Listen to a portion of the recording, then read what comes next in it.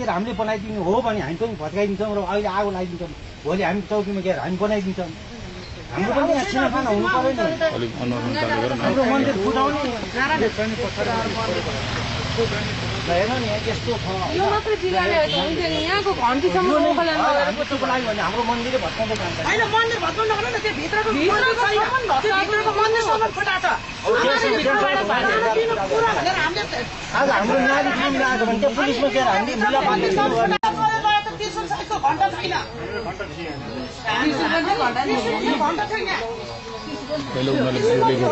त्यो खाले हो नि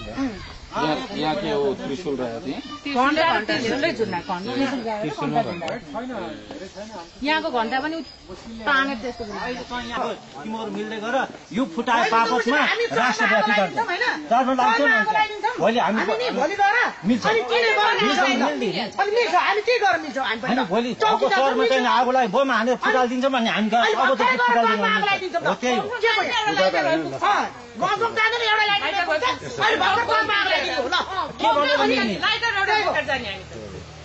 समाजमा लाग्ने त्यहाँ मैले पसिरहेको सरकारी औषध यो सफुडा यो अरू ढुङ्गा राखेर बनायो फेरि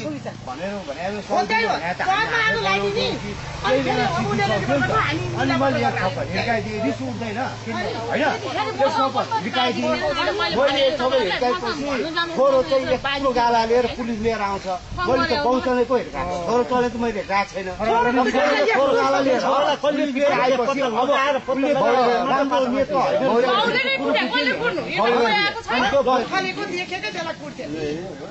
नेता यसलाई हामीले माथि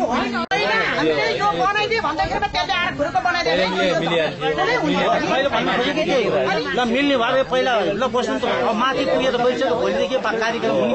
यो त्यहाँ मिलेर आएछ नि यिनीहरू भने पनि हामी त छोड्दैनौँ अब किन यो मेरो मात्र होइन नेपाली हिन्दूहरू सबैको अब यस्तो के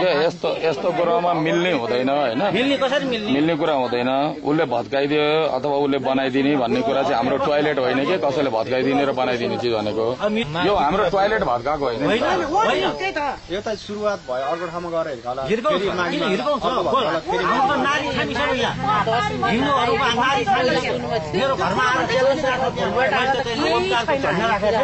मेरो घरमा आएर छेउमा आएर मलाई सुनाएर च्यानल मैले गाडीलाई अब आइन्दा आइ भने गाडी फुटालिदिन्छु पहिलो ताललाई मैले भने भगवै यहाँ राखेर भनिरहेको हामी यो तालमा पुगेका छौँ यस्तो फुटाले पो के थाहा नागेर अब आइन्दा म यसो गर्दिनँ भनेर यसले गर्नु त नपिट भन्ने हस् म पिट्दिनँ भने के फाइदा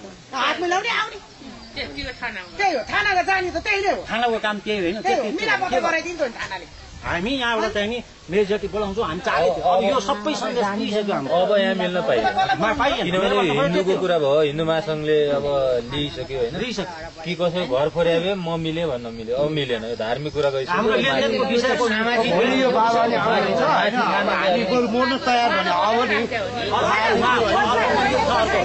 अर्को शिवको मन्दिर छ ठुलो मन्दिर छ शिवको मन्दिर त्यहाँको शिव मन्दिर यहाँ सबै यहाँ आएर त्यो नि चोरेर लगाएको ठुलो राखेर हाम्रो अझ पनि चित्त दुखाइ त हाम्रो के हो भने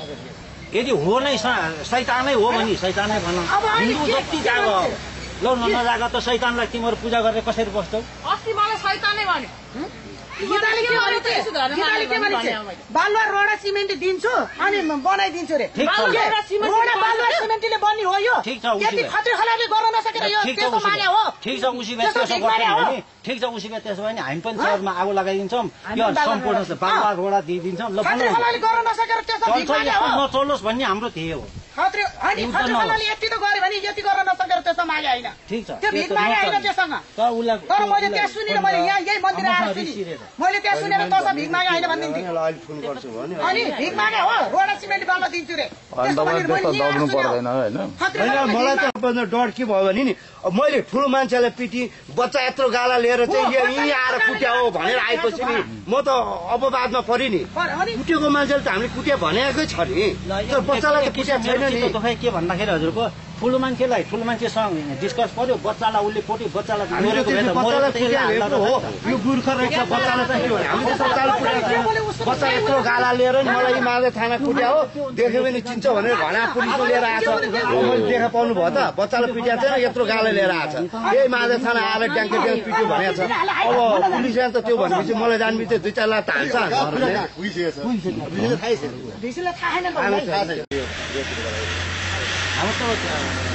एक ठाउँमा त होइन हाम्रो त धेरै ठाउँमा प्रचार भइसक्यो अब के गर्ने भोलि भयो हाम्रो मिलियन प्रचार सबभन्दा पहिला मुख्य कुरो के हुन्छ भने गाउँको आफू दह्रो हुनुपर्छ होइन पहिला आफू दह्रो हुनुपर्छ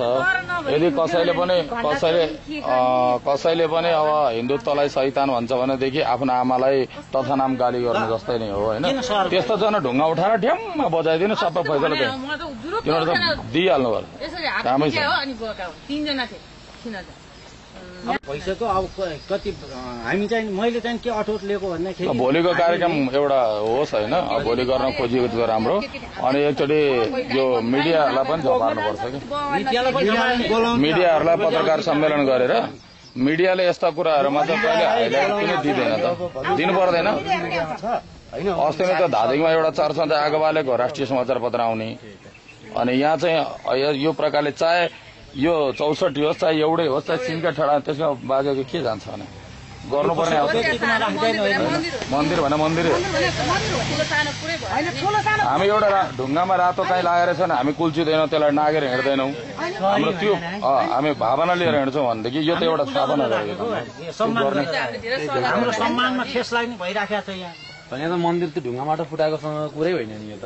यो यहाँ एउटा सानो ढुङ्गाको तिमीहरू सबैले कसैले पनि म भरे बेलुका जान्छु कसैले पनि चाहिँ कर्तव्य पछिको मृत्युसँग कोही पनि नडराउ त्यहाँ जीवन हुन्छ हाम्रो कर्तव्य हाम्रो चाहिँ धर्म बचाउनु हो हामीले पूजा गरेर बसेका छौँ एक दिन नमरिसके छैन यिनीहरूकै हातबाट मर्न लेखिया छ भने हामी जहाँसुकै पनि मार्छन् यिनीहरूले मर्नको निमित्त नडराउ मर्दैन केही पनि गर्दैन पुलिसले आएर पक्रेर लगेछ पुलिस आएछ भने मलाई खबर नम्बर लिन्छु उहाँ लिन्छु अर्को गुरुको लिन्छु हामी चारै सबैजना गएर जे पनि गरौँला तर पुलिस थाना लिएर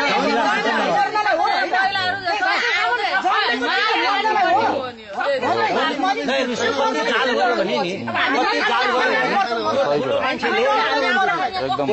2-4 शब्द भन्यो नराम्रो भन्यो बनाइदिन्छु गरेको मलाई पनि थाहा थिएन पछि मात्रै थाहा भयो मलाई यसलाई पुलिस आएर भन्छ किन आएर भनेर बच्चालाई बच्चालाई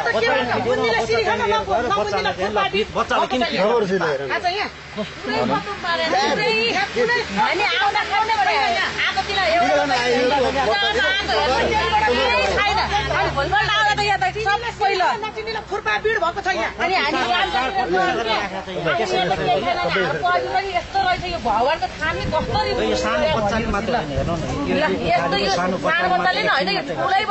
यस्तो सिमेन्ट लाग्छ मैले भने बाबा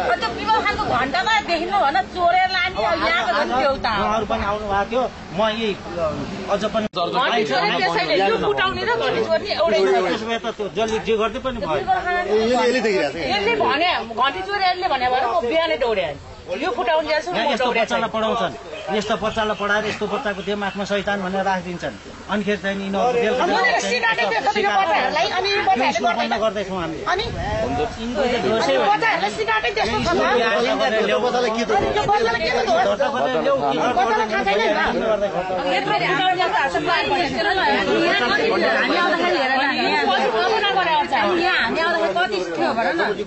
फुटेकै थिएन थियो नि हो यहाँ यत्र घण्टा यहाँ मार्जामा थियो अनि अब अहिले केही नै केही बदन पायो भित्रमा त तपाईँको न्यु खोज्दै हिँड्यो नि जसले नि गर्दैछ